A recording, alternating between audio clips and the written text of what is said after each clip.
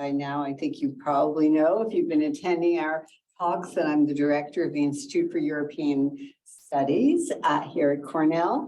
I want to welcome you all to the spring semester. We have an exciting group of talks lined up for the spring. We're continuing our talks on our theme, Democratic Challenges and Resilience. And today's talk will be very exciting in terms of threats to democracy. It's called Can Democracy Exist Without Borders? Irregular Migration in Europe and the Rise of Authoritarian Populism.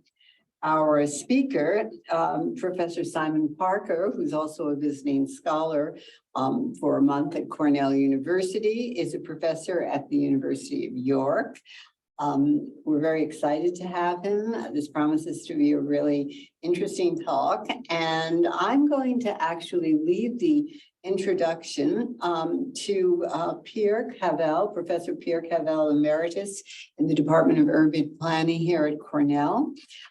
Professor Cavell is a leading expert on the development of cities, particularly progressive cities, and he's exactly the right person to fully place the work of Professor Parker in a context before Professor Parker speaks. So I'm going to turn over the floor to Professor Cavell.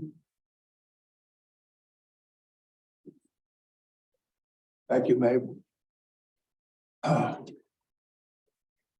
Hello, everybody. Yeah, it's my pleasure to introduce Simon Parker from University of York in the UK.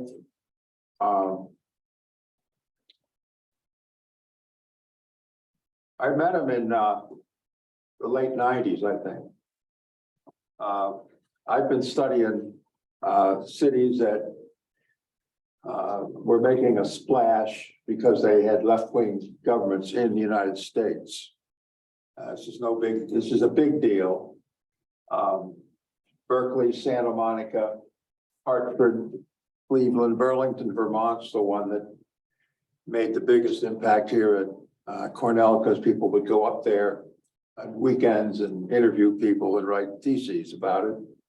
Bernie Sanders was the mayor at the time.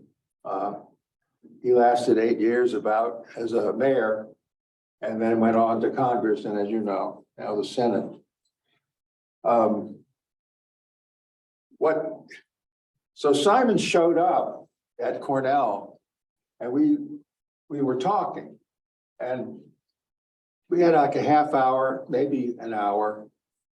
And sometime at the end of it, he mentioned that he had done a dissertation on Bologna. Well, Bologna, I knew this much, was the poster city for the whole idea of attempting to use a local government to do what people even dreamed of in national governments.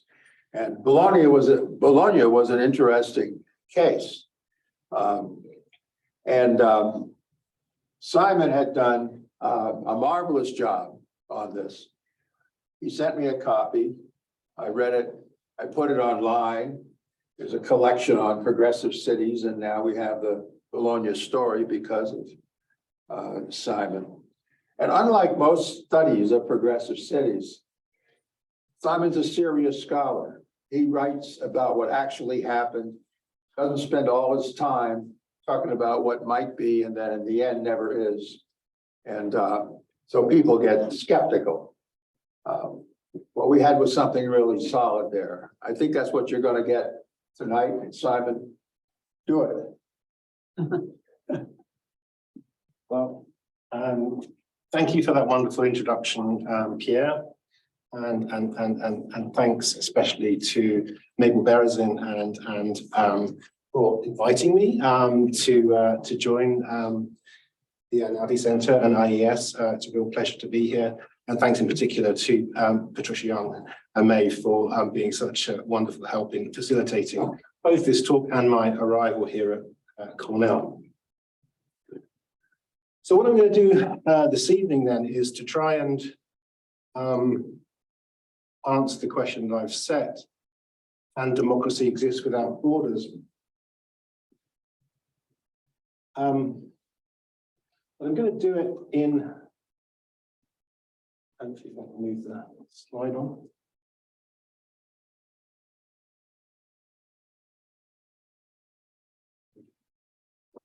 I'm going to do it by firstly interrogating a bit some of the assumptions behind the idea that democratic, particularly liberal democracies, require borders in order for democracy to survive and function. Before going on to look at some of the challenges which have emerged in recent decades, particularly in Europe, but of course this is a phenomenon which is actually truly global, in terms of the rise of authoritarian populist parties, which previously had largely been excluded from power, but which are now certainly part of coalition governments in many countries in Europe, if indeed not the dominant coalition partner. And the argument runs that the rise in support for these parties has a lot to do with people crossing borders, has a lot to do with both legal and so-called illegal, illicit, or undocumented migration.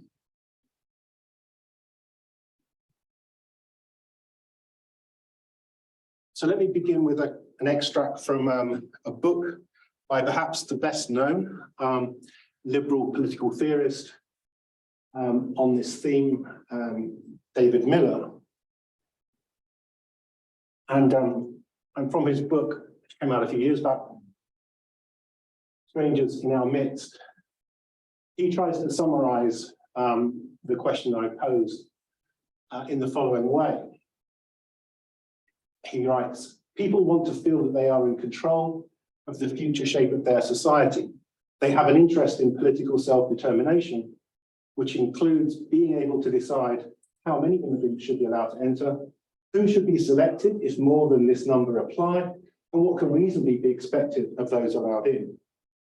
A human rights approach to immigration says cannot accommodate such collective balance. A human rights lawyer may argue that human rights are always trumps, and therefore that any acceptable immigration policy must respect the human rights of potential immigrants, no matter what the democratic majority may think. But as we shall see, things are not so simple. We are once again in the territory of political philosophy, this time looking at how, if at all, democracy within the state can be reconciled with the human rights of those beyond its borders. Okay, so can, in other words, democracy within the state be reconciled with the human rights of those beyond its borders? And the rest of the book is essentially an argument to say, fundamentally, no, it doesn't think it can be. Well, I'm going to take, as many of you who know me will not be too surprised to learn, I'm going to take the opposite view, but not perhaps for reasons that are intrinsic to this political philosophy debate.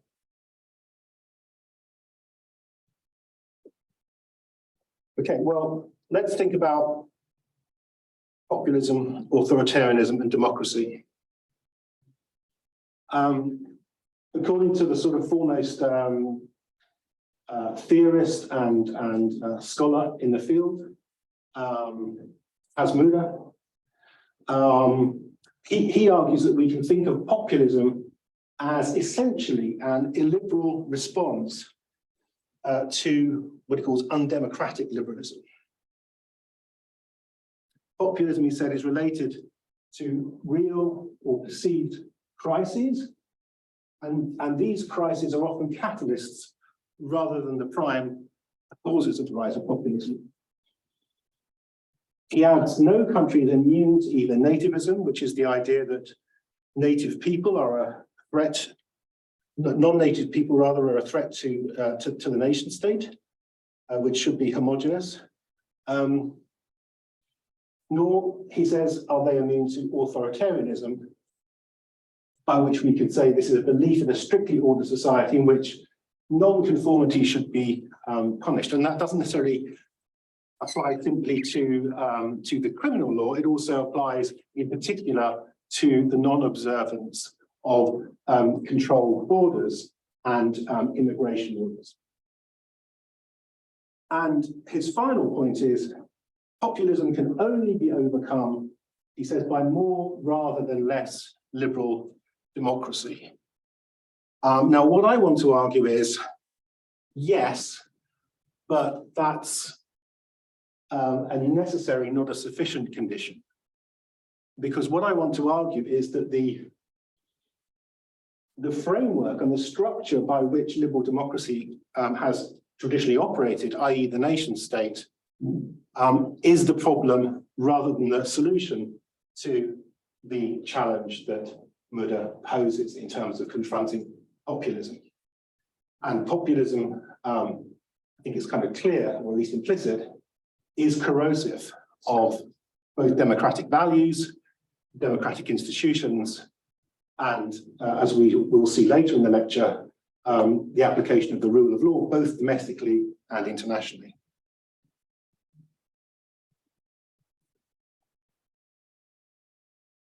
But actually what Muda is talking about, sorry, yeah. Can you think of populism and mob rule as similar? Okay, not quite, because I think populism does have some kind of function at the level of political ideology. In other words, you have to understand it as a way of orchestrating some of those sentiments of resentment and opposition, shall we say, to others, to non-natives and non-members of society. But it's kind of articulated in a way which, as Muda was saying, connects to the idea of a crisis. In other words, some existential threat to the social order. So my answer would be actually no, because it requires political entrepreneurs kind of create the conditions for populism.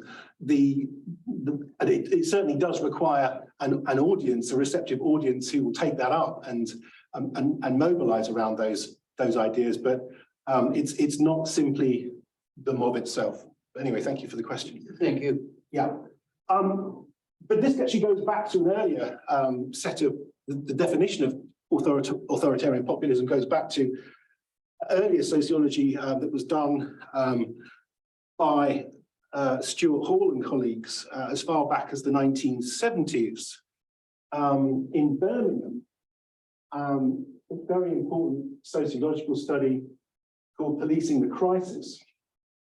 And it was subsequently iterated with Hall's collaborator, Martin Jakes, to look specifically at how this idea of authoritarian populism was embedded within Thatcherism and the techniques that the Thatcher government and its supporters used to promote a sharp shift to the right in British politics.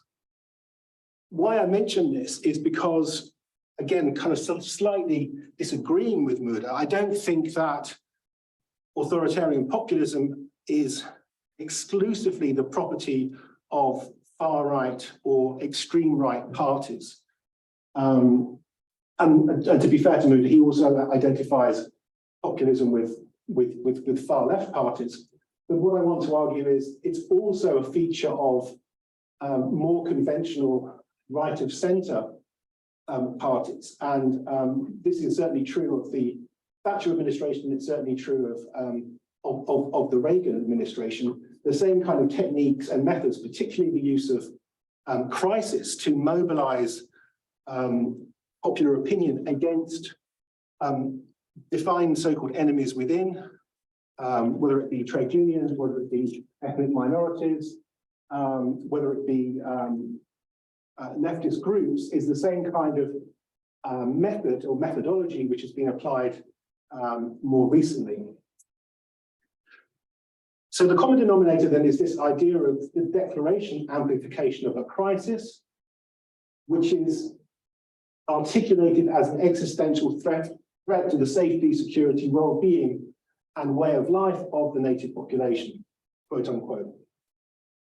But also, I would say it's a mobilization which justifies the use of the legitimate violence of the state in order to secure its territory and population.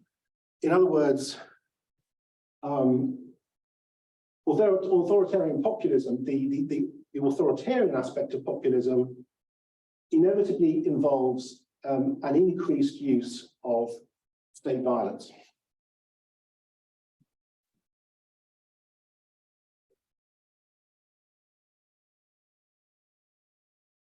So drawing on the work of Giorgio Agamben, I think we can also go further. I think we can say that, and he in turn is drawing on the political theory of Carl Schmitt, particularly Carl Schmitt's book Political Theology, and Schmitt is drawing on even older political theory, particularly the work of Thomas Hobbes. But in a nutshell, when a crisis can be constructed to be so severe that it requires excessive state intervention, we pass from the stage of crisis to that of emergency, which, as we know from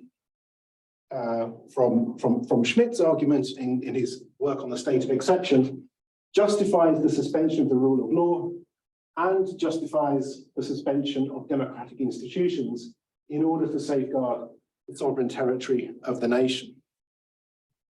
So in other words, we have to think of authoritarian populism as a method for generating and exploiting crises, but we also have to be cognizant of the fact that historically, and even in the present conjuncture, these crises can be manipulated by sovereign state actors to the point where they can be amplified into an emergency, and this in turn allows the full suspension of democratic institutions and the rule of law.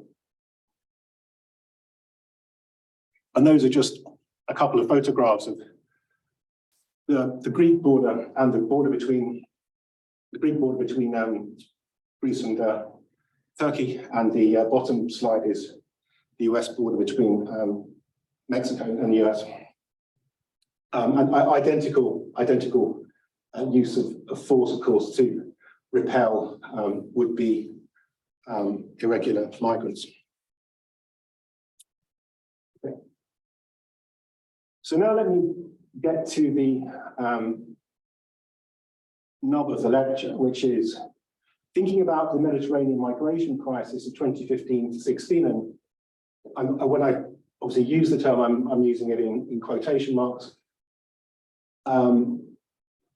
But actually what we saw in those 2 years was, for Europe at least, a fairly significant, indeed dramatic escalation in the number of refugees and asylum seekers who crossed the Mediterranean into predominantly Italy and the Greek islands. There were some who arrived in Malta, some who arrived in Spain and one or two other destinations, but the vast majority arrived into those 2 countries. And you can see from the table there that this really kind of reached a high point in 2015, dropped to about a third of its level in 2016 for reasons that I'll go on to explain, and then has kind of more or less shelved to a number which was more consistent with that period before 2015. But it's also worth noting that during these 2 years, around 9,000 people are estimated to have died trying to make the crossing. And actually, how we deal with the problem of deaths at sea and shipwrecks is really intimately bound up with this idea of how states use border violence to protect their territory.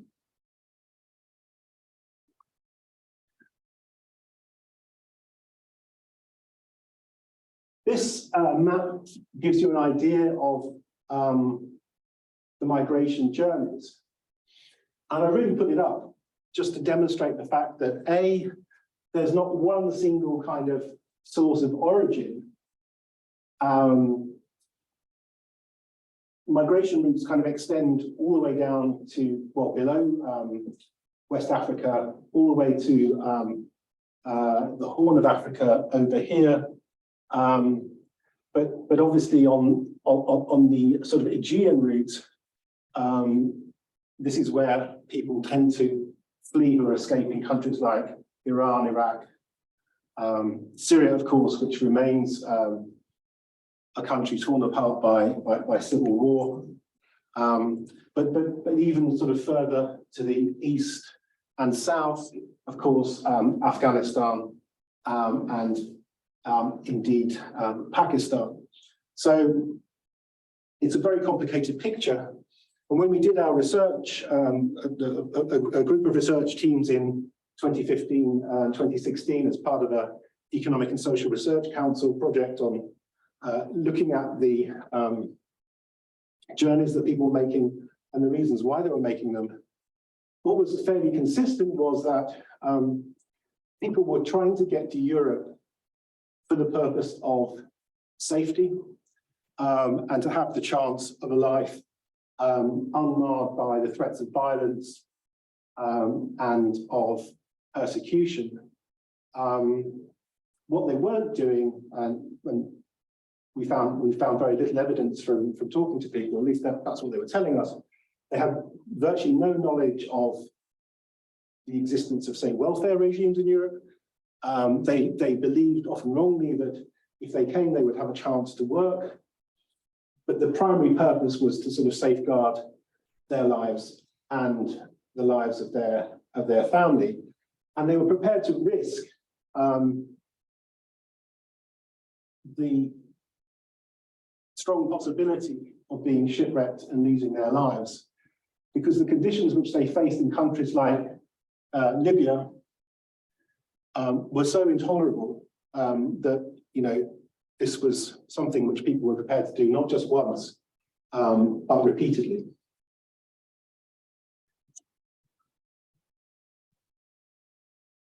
Okay. And I think this graphic illustrates quite nicely what I was just talking about, how, you know, for Europe at least, for the European Union, 2015 and 2016, particularly these months here to here, were the peak period of arrivals. And there was actually a bit of a bump before 2015 in 2014, and I'll go on to explain that when I talk about Italy more specifically. But you can see round about here, this is when Brussels strikes a deal with Ankara, the so-called EU-Turkey deal, and they come up with a package of aid, which again I'll talk about later in the lecture. They come up with a package of aid which persuades Erdogan, the Turkish president, to intervene much more robustly than he had done in the past to prevent the small boat crossings from the coast of northern Turkey across the short distance to the Greek islands in the Aegean. And that partly explains the drop-off. But what it doesn't explain, as we shall see in a second, is the persistence in support for right-wing populist authoritarian parties in the aftermath of the increase in crossings. Okay, so this is aggregated data produced by one of my new colleagues at the University of York and a team of other researchers. It's called The Populist, and what they've done is to sort of put together data on different types of parties going back to 1992 to give you an idea of how support for these different party groupings has changed over time. And you need to pay attention to the light blue block, right? Because that's the significant one. And this is why political scientists pretty much all agree that over the last couple of decades, Europe has witnessed an undeniable rise in authoritarian populism on the right, because if you look at the left bloc, it's remarkably consistent. The far right, so these are the extremist right groups that are opposed to democracy and even support violence. They have remained fairly consistent, but the one group that has done extremely well during this period are the far right populists in light blue. But what I want to sort of emphasize is they were already doing very well prior to the Mediterranean migration crisis. They were already kind of moving up in terms of their share of the vote. So this inflation in support for far-right populism cannot be solely attributed to this significant migration event in the Mediterranean.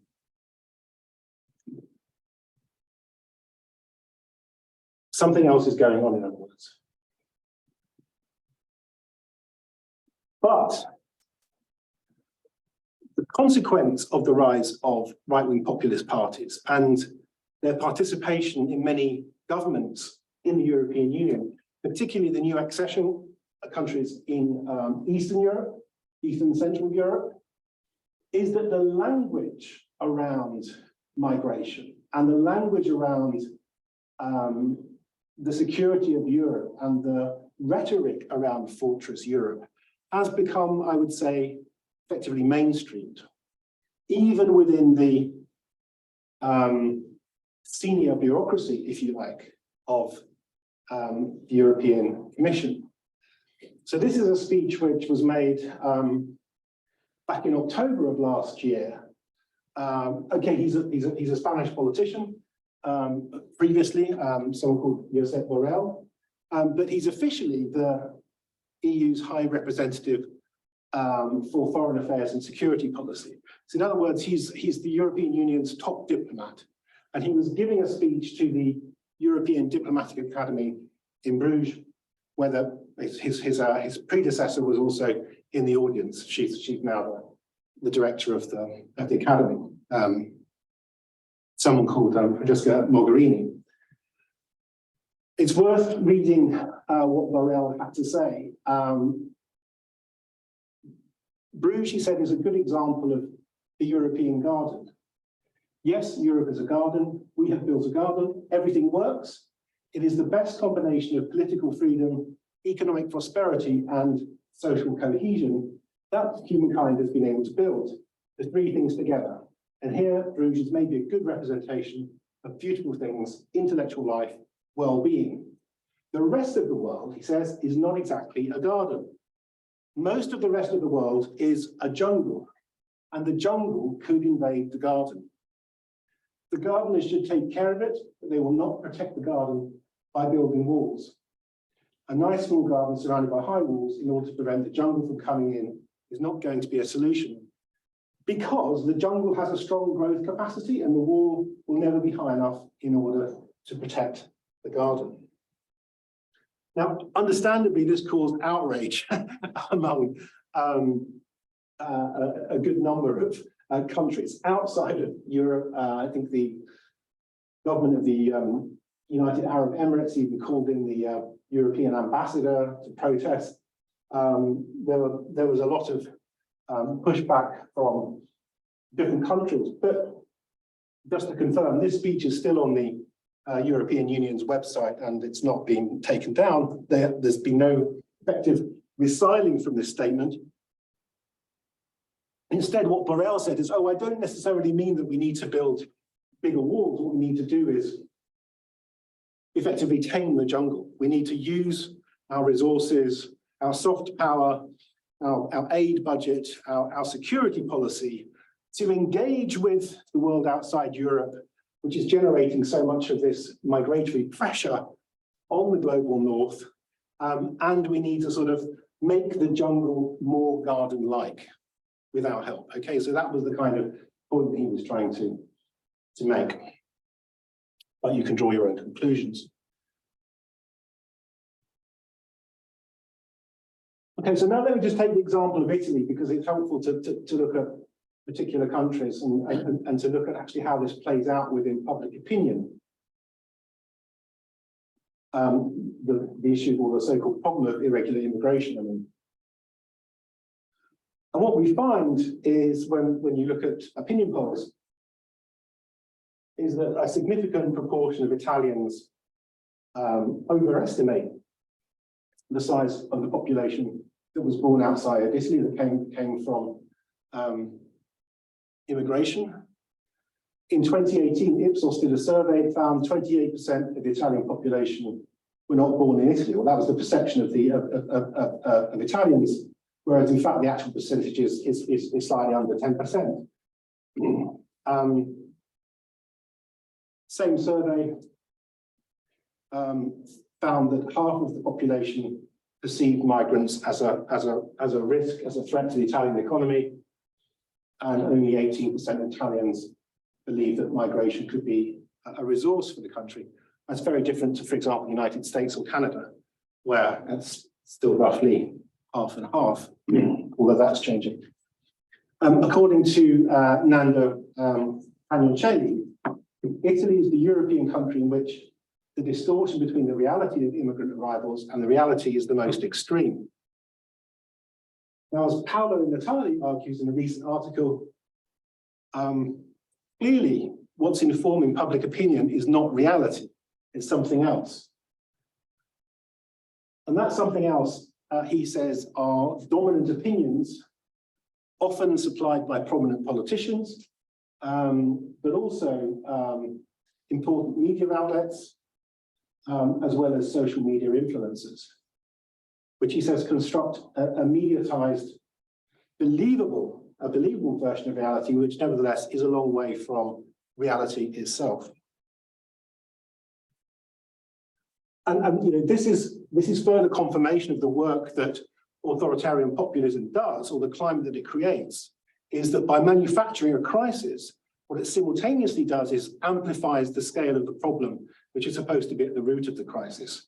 And that's why I mentioned the work of Stuart Hall earlier in the introduction, because that's exactly what Stuart Hall and his research team found in the case of, for example, street robbery back in, when he was looking at the press reporting of street robbery in the 1970s. Many people were convinced that it was an epidemic, that it was going on every 10 minutes. And in fact, their research team found that there was a very isolated phenomenon, which was simply being massively over-reported by a sensationalist tabloid press. The same thing can essentially be said to be happening in relation to irregular migration, and particular stories which involve acts of violence or criminality committed by so-called extracomunitari, those who've arrived in Italy or Europe from outside of the European Union.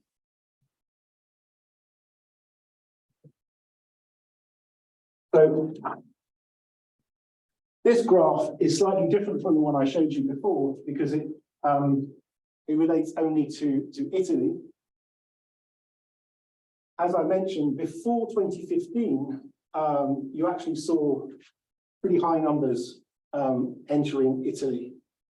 And that was also a consequence of the war in Syria. So if you think about it, the war broke out in 2011. It really, really intensified in the next couple of years. It often took a year or so for people to make the journey out of Syria through various routes that I showed you to get to, for example, the Libyan coast, where a rapidly established network of people smugglers was in place by that year.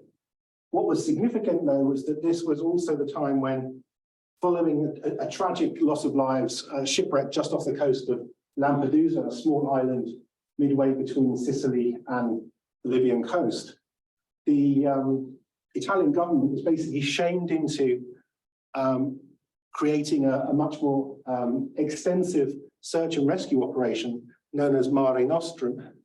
And the Italian Navy and Coast Guard proactively went much closer to the coast of Libya in order to prevent a recurrence of the tragedy which happened in that Lampedusa shipwreck. So the figures for 2014, in a sense, represent much more humanitarian effort on the part of the Italian state to save lives at sea. That story, unfortunately, comes to an end, partly under pressure from other European Union states, who think that Italy is effectively causing the problem by making it sort of too easy for smugglers to send vessels which are going to shipwreck very quickly, and then they are guaranteed that their human cargoes are going to be rescued. But also what we saw when they started to end Mare Nostrum was a whole range of humanitarian NGOs bought and sort of supplied and provided rescue vessels of their own. And that continues in the years following. So part of these numbers, part of the explanation for some of these numbers is a fairly effective state search and rescue operation in 2014. And as that gets wound down, the civilian search and rescue fleet moves in to fill the gap.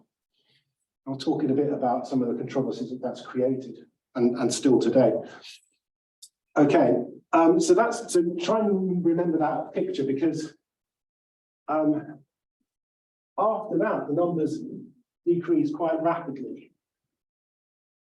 And they decreased quite rapidly, partly because, as I've said, the Interior Ministry in Italy starts to clamp down on the disembarkation of search and rescue vessels, and clamps down on how far they are allowed to go into the territorial waters of Libya.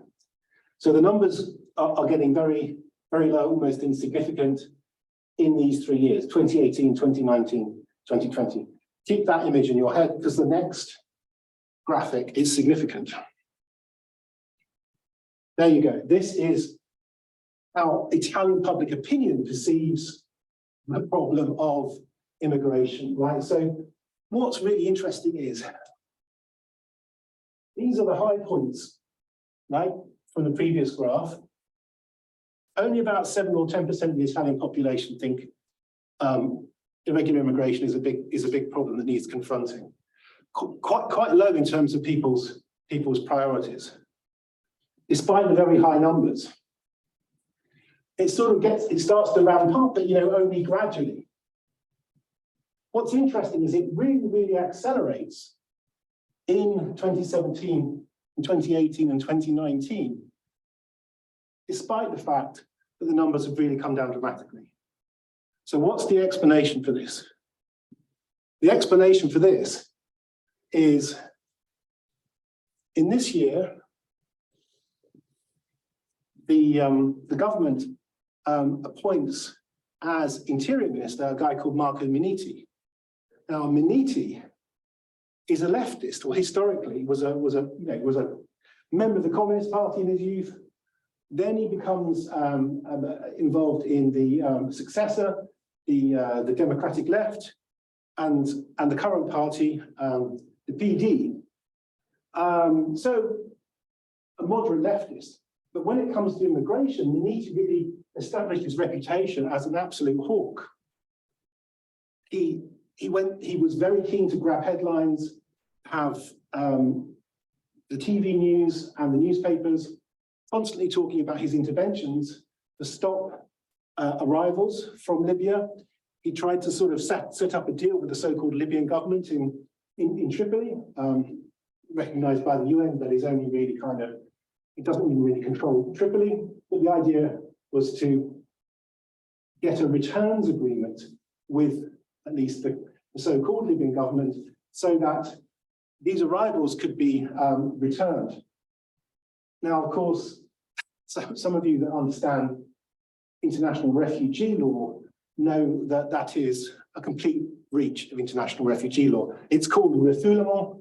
It's explicitly banned by the Geneva Refugee Convention. Nevertheless, these attempts at pullback, pushback, all of which, to be fair, have been these kind of secret deals have been done between Berlusconi and Gaddafi. And so there was a long history of trying to to do this with whichever power is in charge of the Libyan coast. But what was really shocking, particularly for people on the left, was that someone who came from a left traditional left party was orchestrating the systematic abuse and breach of the Refugee Convention, would pass a decreto di legge on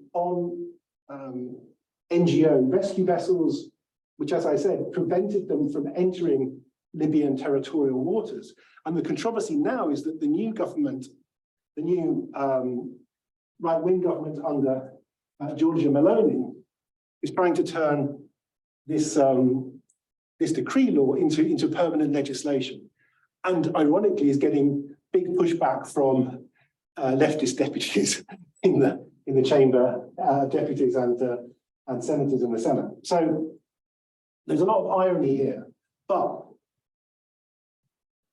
the long story short, following what Paolo Natali was arguing in his article, is the reality, as we saw, right? All of the bulge in arrivals is happening 2014 to 2017. But public opinion appears to be going berserk about the whole problem of immigration much later. And it's because political elites in Italy are seizing on the problem, the so-called problem of irregular immigration, to bolster their legitimacy. They are using this to manufacture a crisis and to appear to be doing something to solve the crisis in order to achieve political capital, in order to try and retain some grip on power. Unfortunately, for the Partito Democratico and for Minniti, it fails. And the consequence is that we see a return of the right coalition to power. But actually, what's also intriguing is, even when the right return to power, what you see is a diminution of concern around immigration, even though the new Minister of the Interior, Matteo Salvini, is even more hawkish, even more extreme in terms of trying to get the captain of these rescue vessels and their crew arrested, locked up, put on trial, put in jail, etc., calling them human traffickers, calling them terrorists, etc. Despite all this rhetoric, there is a drop in concern for immigration, and that's partly explained, as we shall see, by a couple of other relevant factors.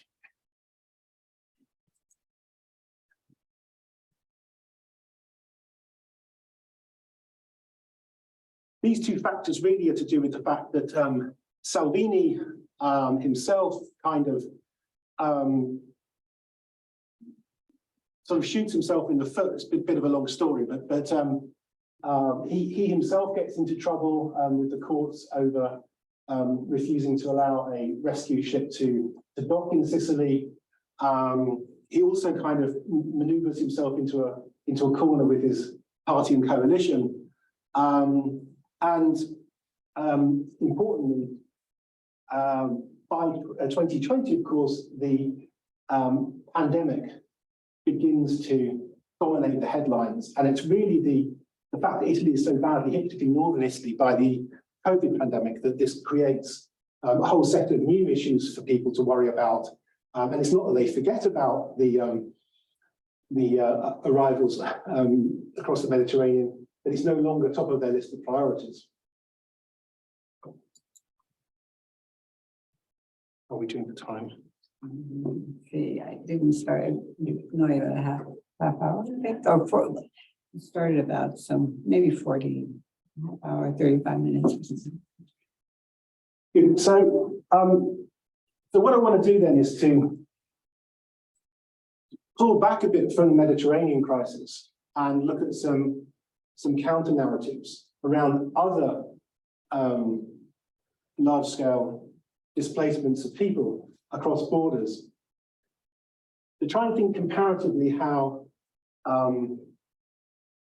particular and in some ways unique the handling of the Mediterranean crisis was with respect to other parts of the world and indeed other populations in relation to Europe. So here, of course, is the much more recent experience of Ukrainian refugees crossing the border into Europe, which began as pretty much as soon as the Russian invasion happened at the start of last year.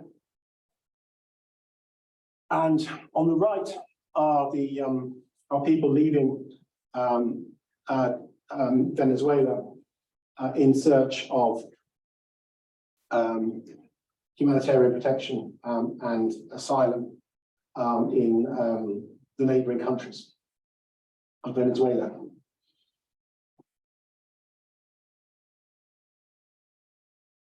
So thinking first about the response to the Ukrainian,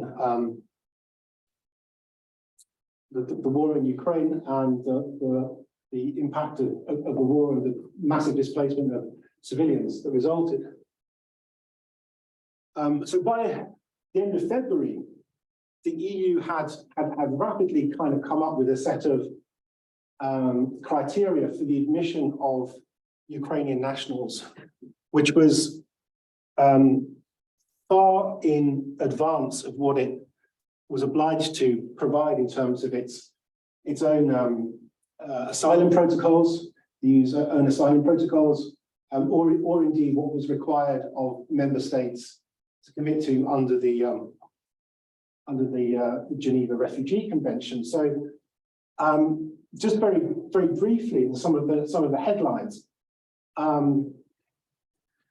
The directive was meant to apply to what it called a mass influx of displaced persons. That's probably the right description, because going back to the Refugee Convention, ironically, people assume that if you're fleeing from conflict, you're fleeing from war, you are somehow kind of a refugee by definition.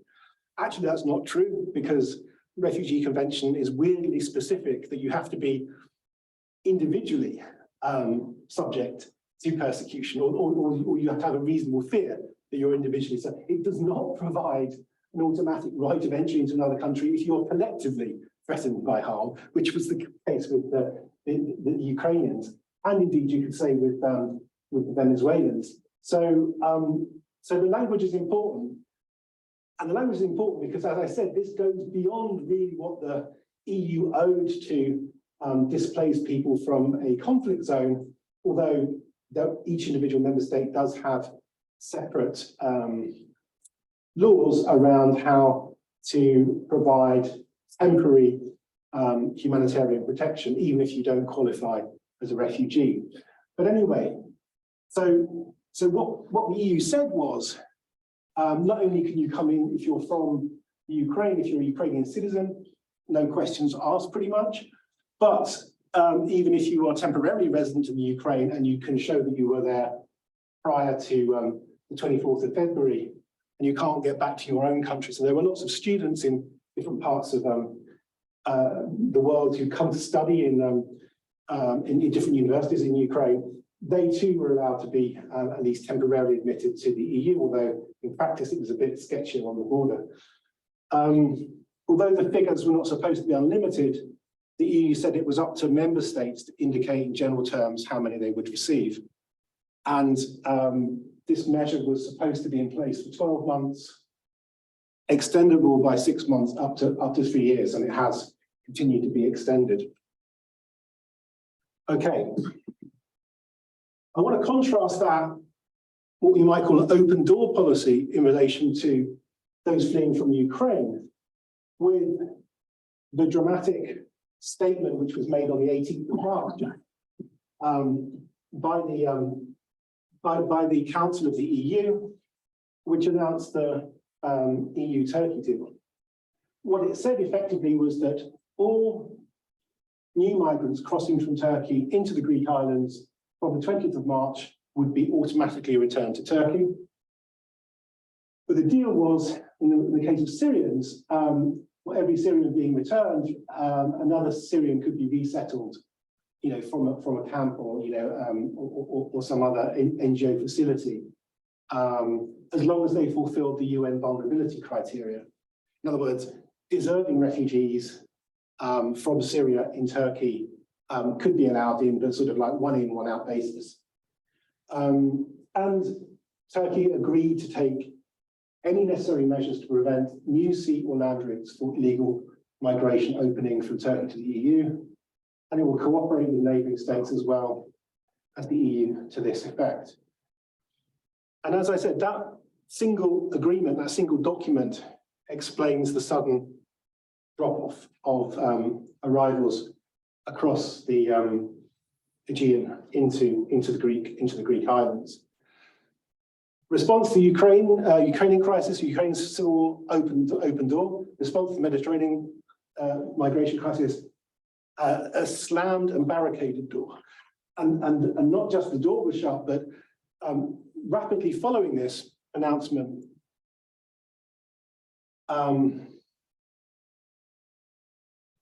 this was also part of a quid pro quo. There were other bits of the deal which involved, for example, giving Turkish citizens easier access to the EU, lifting some of the visa requirements, as well as providing a large amount of aid to help with the settlement of refugees. But the fact is, actually, still today, most Turkish nationals require a Schengen visa to enter the EU, so it hasn't really been quite the deal that Ankara hoped it would be.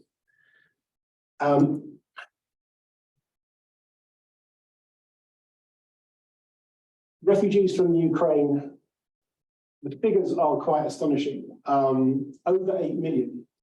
So again, this dwarfs, by multiples, the number of non-European, predominantly refugees from the Middle East and Africa that came to Europe across the Mediterranean in 2015-16. But the reaction to the arrival of some 8 million displaced persons from Ukraine has been incredibly measured, incredibly calm, incredibly humane. And, in fact, as of this month, something like 4.8 million have been registered for temporary protection. I think what that tells us is that narratives around the need to shut the doors to Fortress Europe because of inadequate capacity to absorb irregular migrants and people in need of humanitarian protection, because they don't have the infrastructure, they don't have the welfare services, they don't have the money, etc., was completely undermined and destroyed by the response to the Ukraine crisis, I think we can say.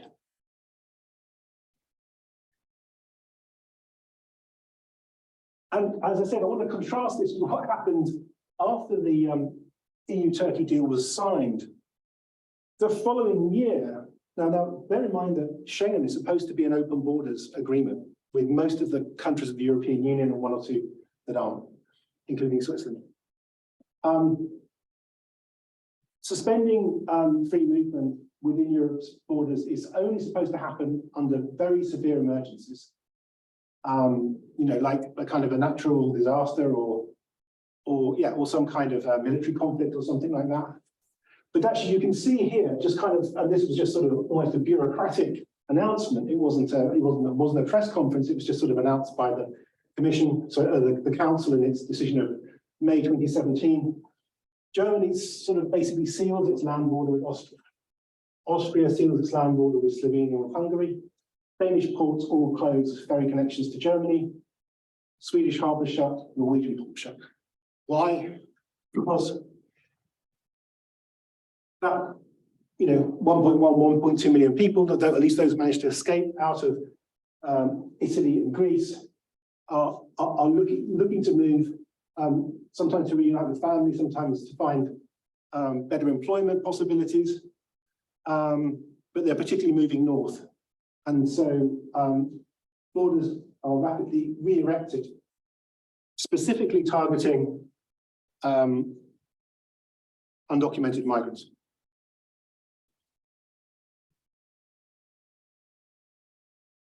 This is a leaflet that was handed out to Ukrainians, and what they were given was information about their rights, residency rights, accommodation, access to the labour market, free medical care, social welfare, access to education for children under 18, and so on and so forth. The contrast I think you could see is it could not be starker.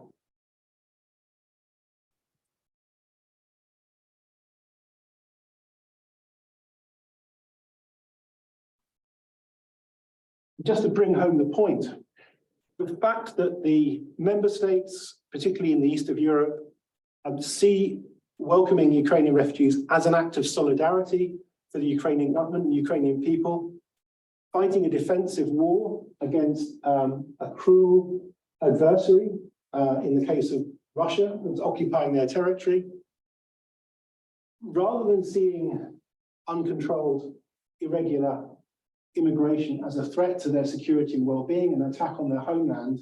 Look at this figure.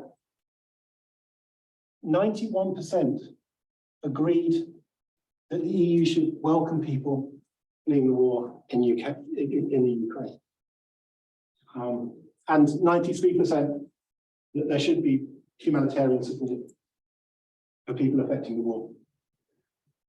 So, and this is the point, elite discourse, which is overwhelmingly in support of the Ukraine government and the Ukraine people in facing the Russian threat and in supporting them in needing help temporarily to live outside the borders of Ukraine, completely changed the argument around Fortress Europe. Completely changed it. Not only that, if you look at what Europeans now think are the big priorities, largely as a consequence of the war in Ukraine, this has changed as well. The number one priority is defense and security. Understandably, because they now see Russia as a potential threat to their own well-being, having seen what Russia was prepared to do to Ukraine. The next big thing is making Europe more autonomous in energy supply. Again, particularly Germany, hugely reliant hitherto on Russian gas supplies, has now almost sort of within the space of a year become self-dependent or able to replace that supply from other countries. And the knock-on effects of this, the economic situation, that's a big issue, environmental issues and climate change, and fighting unemployment. Immigration is nowhere near the top 5.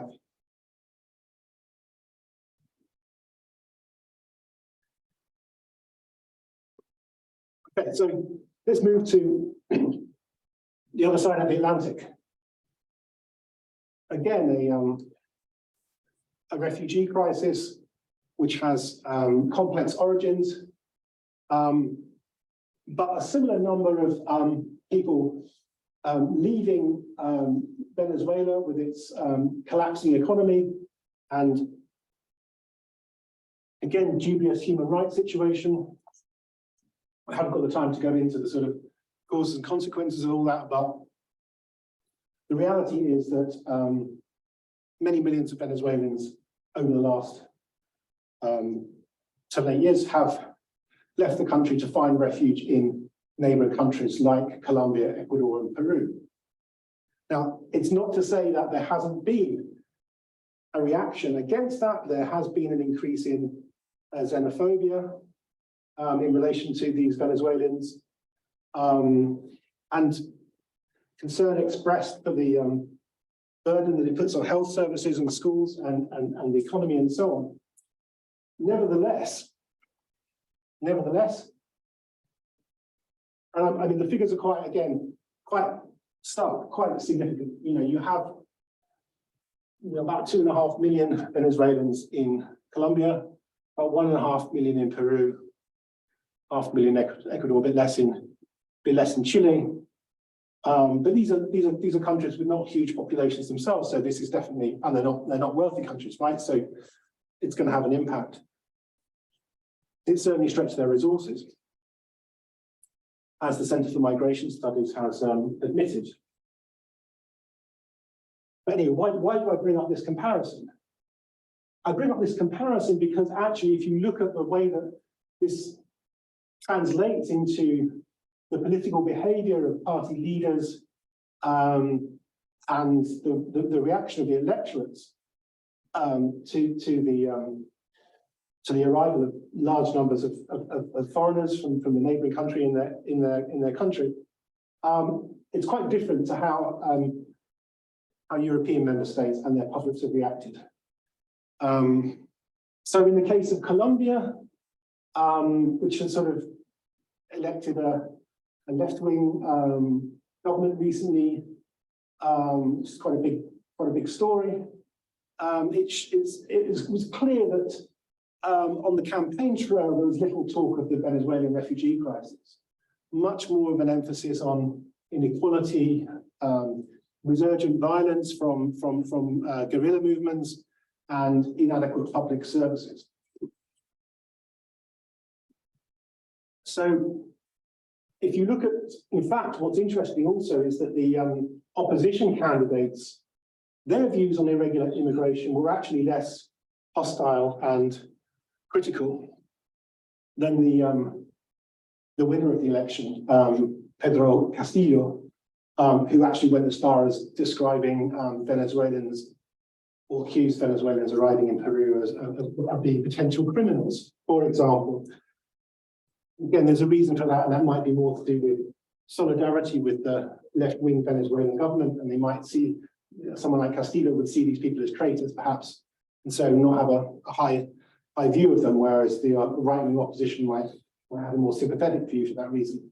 But if you look at Ecuador, again, you know, a right-wing president gets elected, but the president declares his government to be open to the arrival of refugees for, quote, humanitarian reasons, unquote.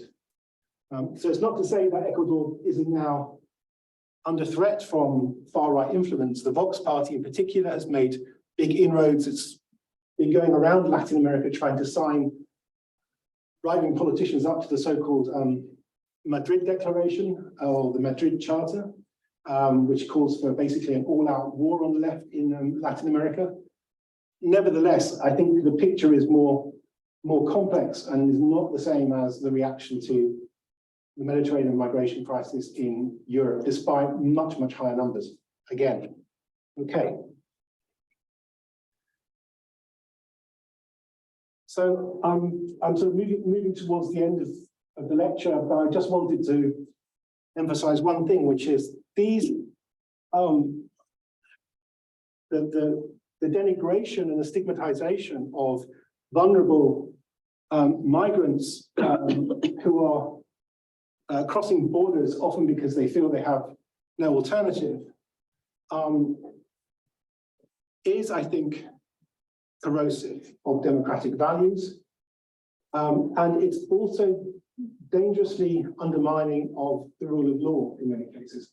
So in the country where I'm from, the United Kingdom, we have a Home Secretary who was using extremely provocative language only in October of last year, talking about small boat crossings across the English Channel, and talking about the need to so-called stop the invasion,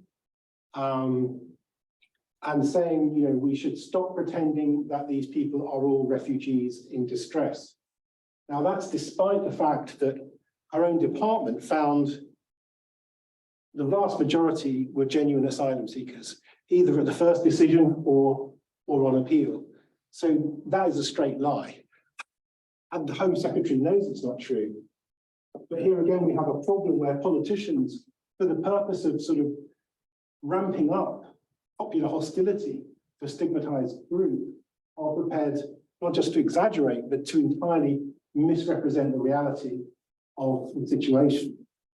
And the now Prime Minister, he was a candidate for leader of the Conservative Party at the time, Rishi Sunak, when he was on the campaign trail, committed to doing whatever it takes, inverted commas, to send asylum seekers to Rwanda.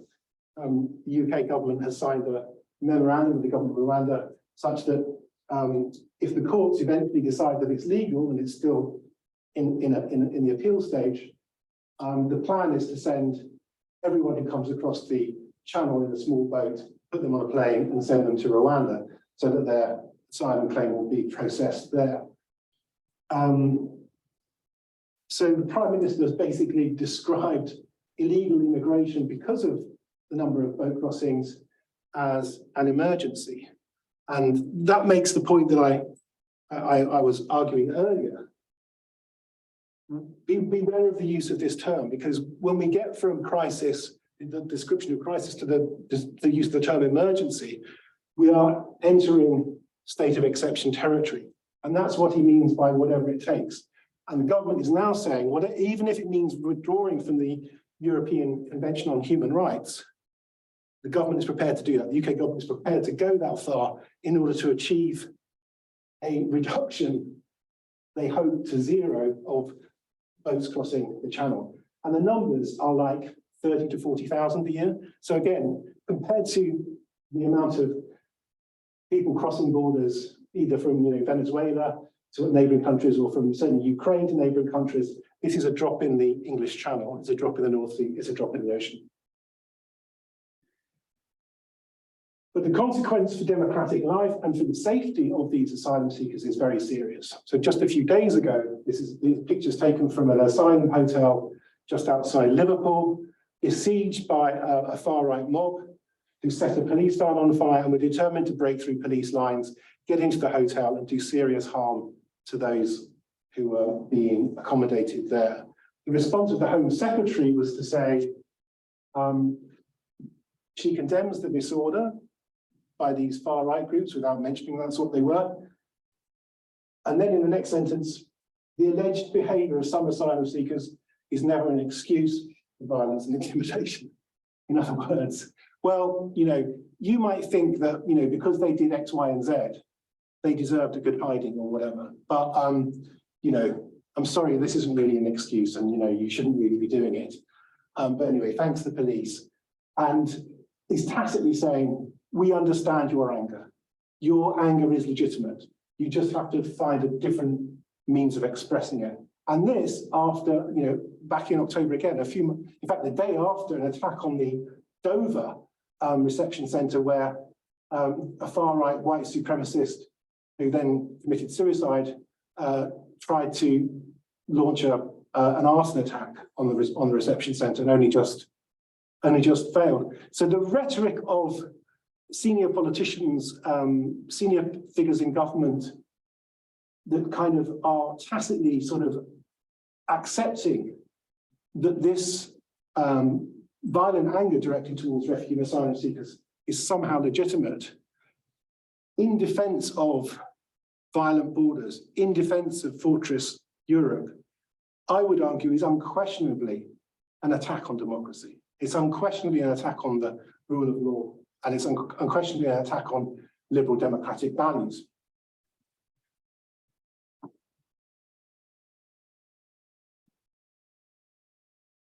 just going to finish with quite a provocative statement from an old friend of mine and a leading sort of figure in the Italian left and sort of radical social theorist, Franco Berardi. And this is a resignation letter he gave to the former Greek finance minister, who was the leading figure in DiEM25, the sort of democracy in Europe movement, which was trying to imagine the possibility of another Europe. At this point, Berardi has had enough, and he decides he's going to resign from the organisation. And the reason he gives is that he says democratic Europe is an oxymoron. As Europe is the heart of financial dictatorship in the world, peaceful Europe is an oxymoron, as Europe is the core of war, racism, and aggressiveness. We have trusted that Europe could overcome its history of violence, but now it's time to acknowledge the truth. Europe is nothing but nationalism, colonialism, capitalism, and fascism.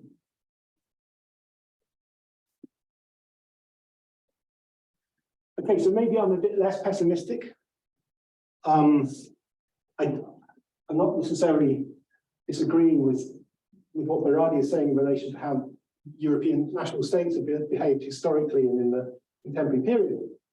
But I do think another Europe is possible, And as Pierre was hinting in his kind introduction, and I think that other Europe is being constructed not at the level of the nation state, but it's being created through the persistence of cities and regions that are committed to migrant solidarity, human rights, and freedom of movement. There are some very good examples. I haven't got time to go into them in detail.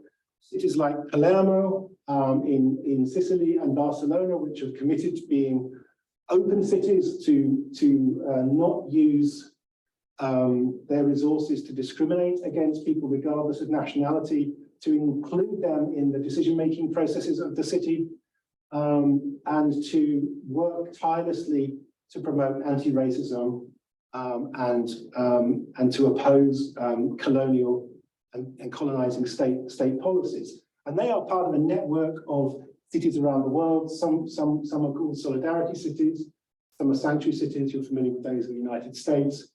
Some, including Barcelona, are part of the Fearless Cities Network.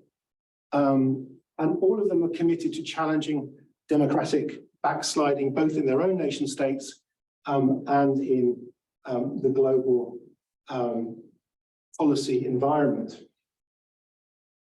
So I think there is space for hope, there is space for optimism, but the concentration of effort does seem to be really happening at that level of scale of government.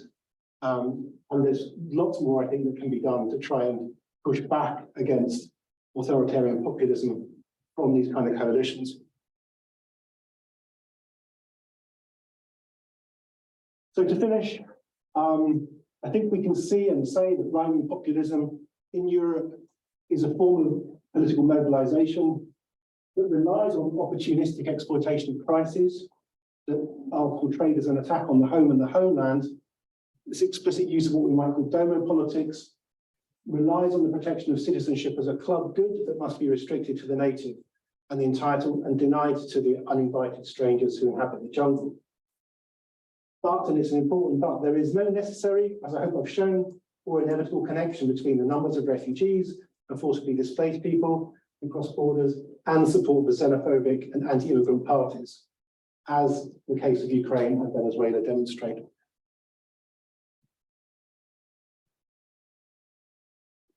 So finally, current liberal democratic structures at the nation state level and within international bodies like the EU, I think have shown themselves unequal to the challenge of a world on the move.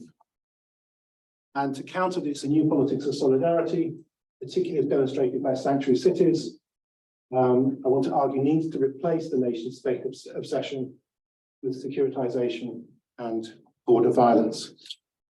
Thank you very much for the attention. Thank you for the incredibly provocative and interesting and informative talk.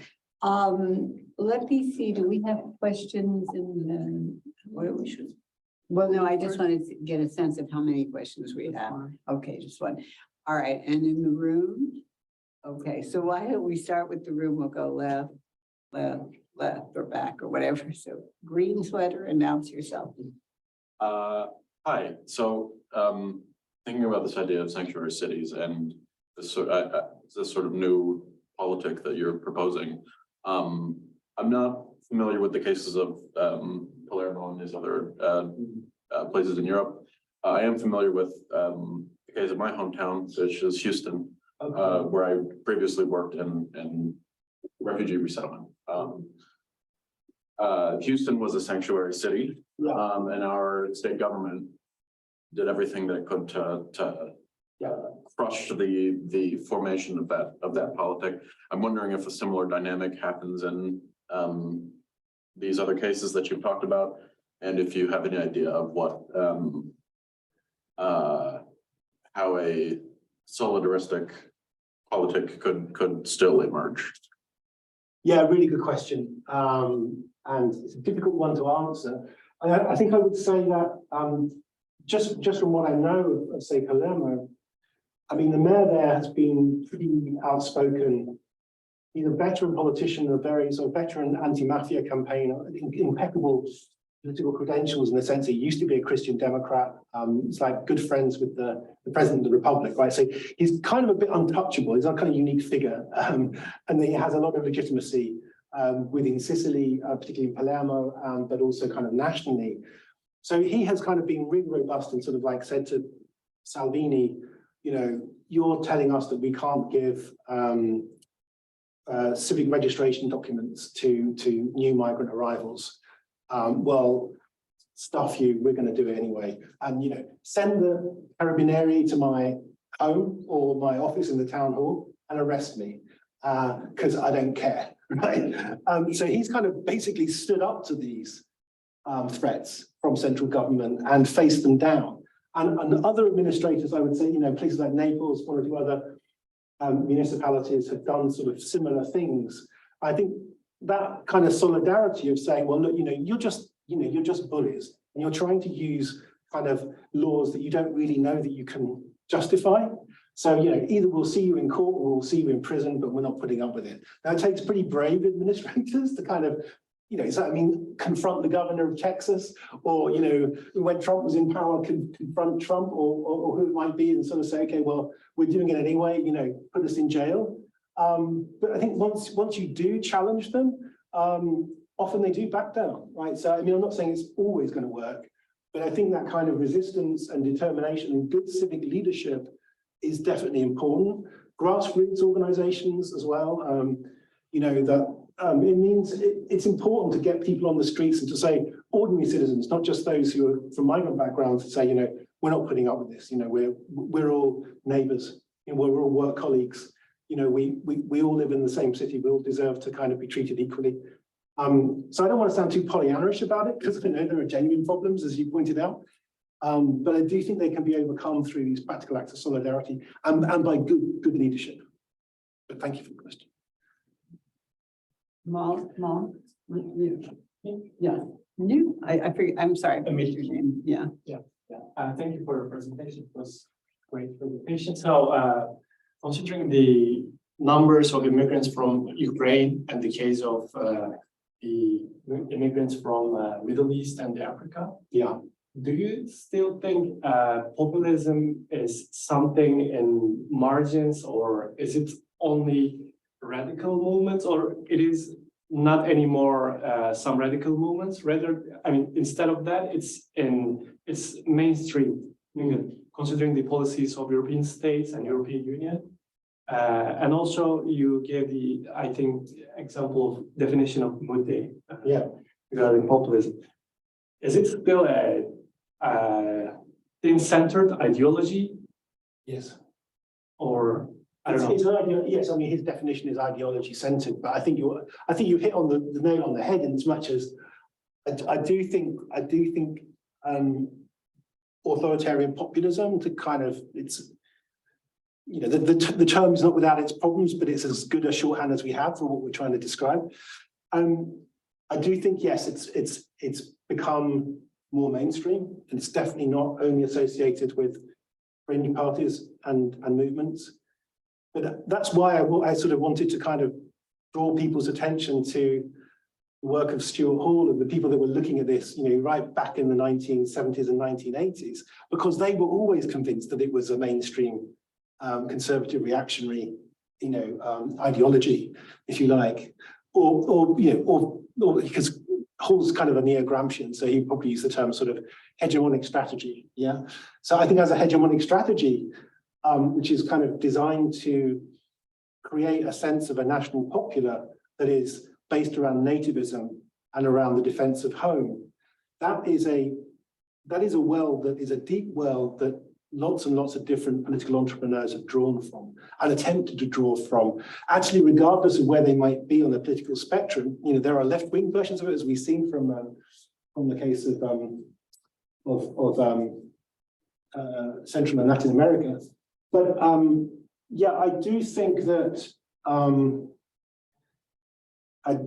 this is something which is kind of not necessarily confined to the political extremes, although I think the consequence is to fundamentally undermine a kind of democratic consensus.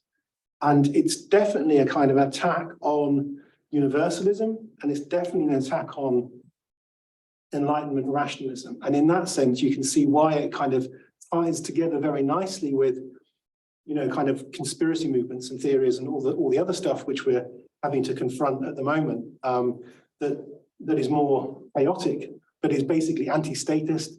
It's basically kind of convinced that it's kind of a paradox, because on the one hand you sort of want the state to repel invaders, and on the other you see it as kind of the agent of oppression, right? So there's always that paradox in populism. But I think it's the defense of home, and the idea that the home is under sort of permanent attack and siege is the common denominator in all this. Yeah. You have a question? I've heard the expression that Israel has maintained a front for 50 years. And it's feeling like that's the sort of thing the Palestinian threat, the Arab threat, terrorist threat. But I don't know whether you want to talk about that. I actually wanted to, you talked about the EU as a garden fortress Europe, building high walls, and someone was saying that the jungle is gonna get over the walls at some point. And it occurred to me that sort of the two last empires, Russia and the UK, Britain decided to leave the EU, and Russia decided to attack the EU. I don't know if there's anything in there that you want to free associate on. We're trained not to do this as social scientists, but I'll see how far I can get with what you're saying. Yeah, I mean,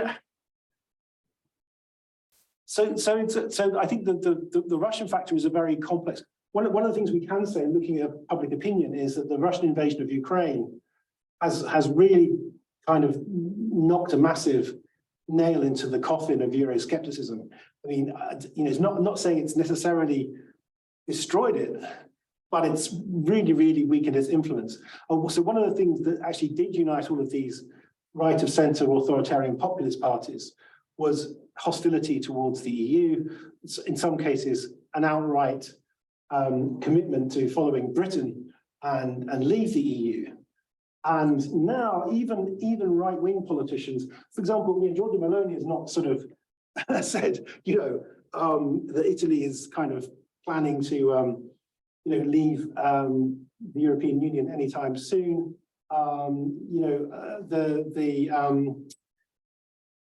mean, the people like Viktor Orban are kind of very critical, but they're not risking being thrown out either by violating its principles, and even though they're a bit maybe weaker in their solidarity with Ukraine. So I think what's happened, as we saw from some of the data I showed in the lecture, the consequence of the Russian invasion has been to sort of consolidate European public opinion broadly in favor of support for the EU and its institutions. So that they're still not like, they don't love it, but they still think it's probably the best bulwark that we have against what could be a situation very similar to what Ukraine has found itself in. So I think it has kind of, certainly Putin's invasion has backfired if the intention was to sort of break up Europe and sort of encourage different countries to follow the direction of Brexit. And even in the UK, support for Brexit has kind of gone down quite steadily since 2016. And that may also reflect the fact that the British public recognise the important role that the Europe has played in sort of holding the line against further Russian adventures and incursions. Carl Schmitt said you need an enemy. You do. You need a foe. You need somebody to form solidarity. Yeah. And the EU is certainly lacking in that. We have a question here it's a new line of thought. And this is from someone, I don't know if they're still there on the, that's been on Zoom.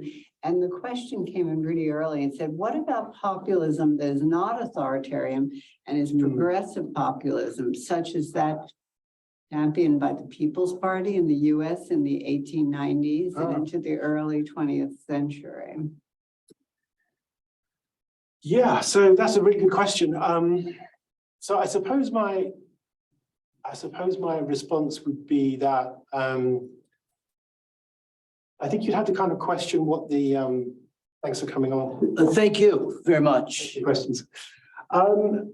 Yeah, I mean, so there's definitely a space for that kind of political mobilization. I think particularly for more marginalized communities and population groups. And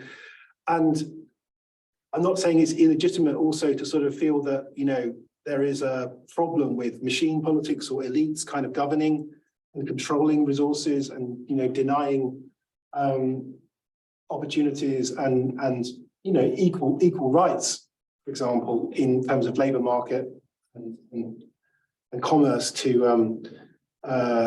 people who are less well off.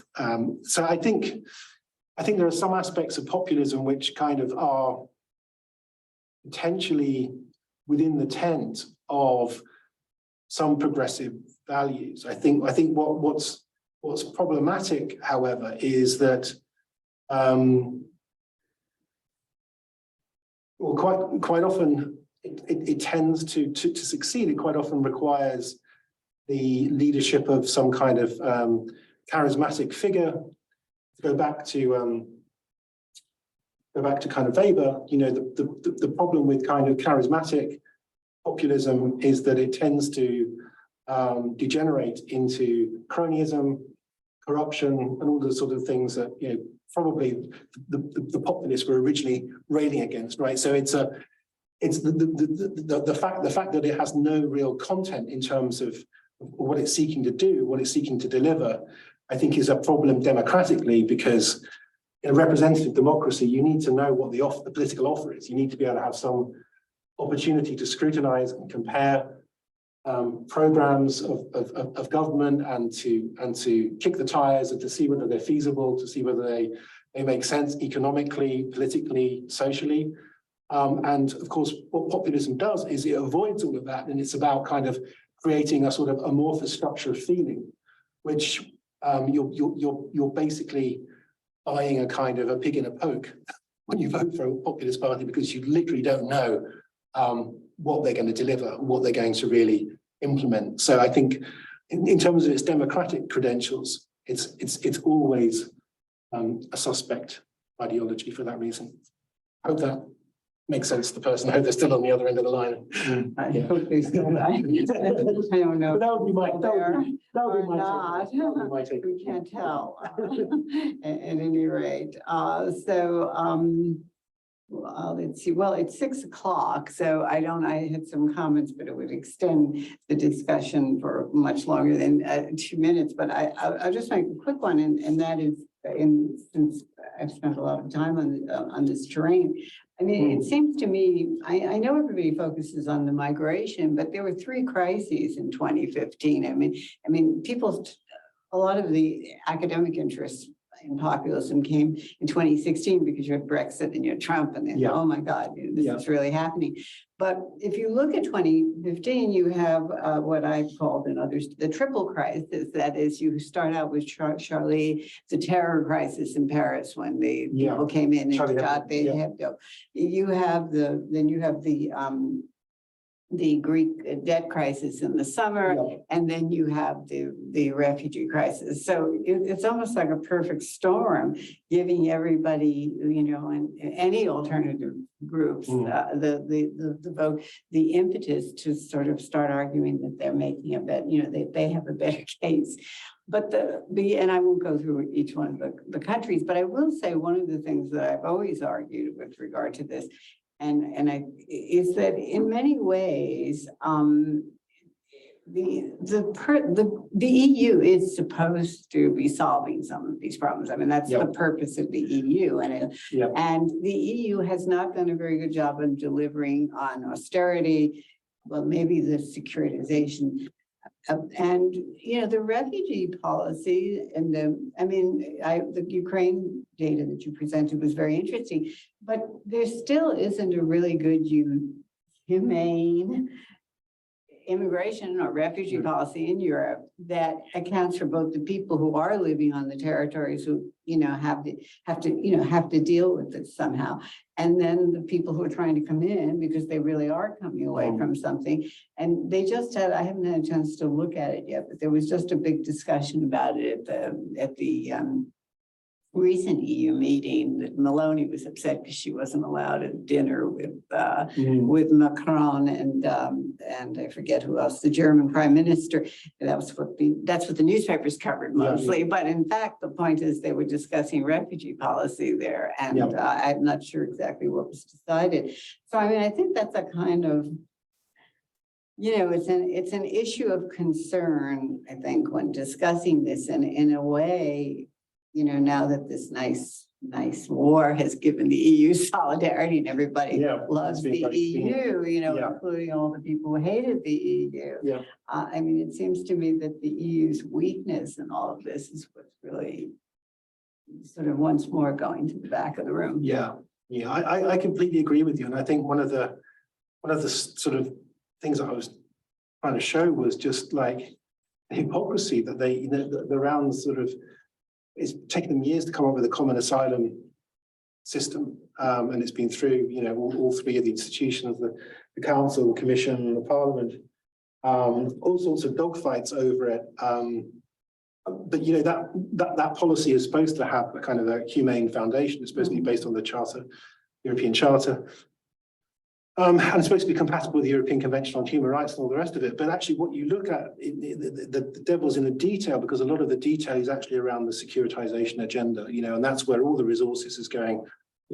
Frontex having its budget doubled, tripled, huge amounts of billions of euros being poured into territorial defenses and drones and maritime, ramping up the maritime fleet and air force for I think a kind of dubious kind of benefits ultimately. But it seems to be the case, if you look at the Visegrad countries, the ones who were really hawkish originally and said, we're not taking any, Merkel can say, welcome to Germany. And, the Greeks and the Italians can complain about the fact that that they've got all of the burden of the asylum seekers and that it's not fair and that the rest of Europe should share them. You can bully us into sort of doing it, but we're not doing it. We're not taking any, right? But I think the Visegrad kind of position has become now mainstream, because if you look at what Denmark, Sweden, of course, now it's got a sort of a government now with the Swedish Democrats of this sort of far right group that have been, just as extreme, if not more extreme than Meloni in many respects. Many of the parts of Europe that we consider to be sort of liberal and progressive and sort of having a strong commitment to human rights have tipped in the direction of the kind of Visegrad position. So it's now kind of the security agenda there is just now kind of mainstream, and it's very few countries that are able to dissent and challenge. And I think that's been the big. Well, Sweden had very open borders, and the thing about Sweden is they were very happy with the migrants until they basically became a problem. They could walk around and be Swedish and smile and say, we take everybody because we're Sweden, and then suddenly they start getting people, and it changes, and they shut down the bridge between Denmark and whatever the first town you hit there. Their integration hasn't been a success, I think. But they did have I spent a lot of time in Sweden, and they did have a lot of, it was kind of happy around the issue because people were invisible in many ways. Yeah, but now it's flipped 180. Yeah. And this is pretty consistent throughout Scandinavia. No, it's not. It's once you start seeing things. So I think it's actually, as I said, this would take us on to a much longer discussion. But at any rate, well, thank you for your talk and for your wonderful slides and for your presentation. And I'm sure you're going to be here for about 5 more weeks. Am I getting that right? Or a month, or am I miscalculating? Yeah. So those who want to come and have conversations and come to our other events, of course. Yeah. We have other events on similar topics So I coming look up. forward to being in the audience for those. Yeah, so we'll have dialogue in the spring. Well, thanks for Okay. the questions and the discussion. Really So appreciate thank it. you. Thanks Thank for coming you so out. much. Thanks for everyone online. Okay. All right.